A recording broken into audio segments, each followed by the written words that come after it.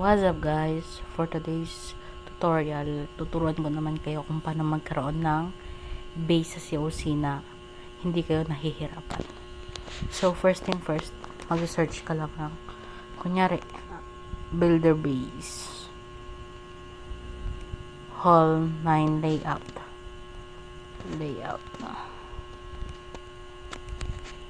Then, pinutin mo lang to. Yan.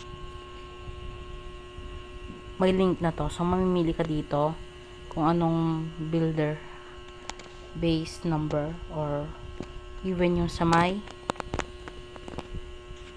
town hall. Kunyari, town hall 12. Yan. Mamimili ka lang dito ng layout. So, mag-example tayo. Kunyari guys, ito yung napili nyo. Ito. Yan. So, mag-copy this plan or paste link. Click lang natin yan. Then, magpupunta tayo ngayon dito sa COC.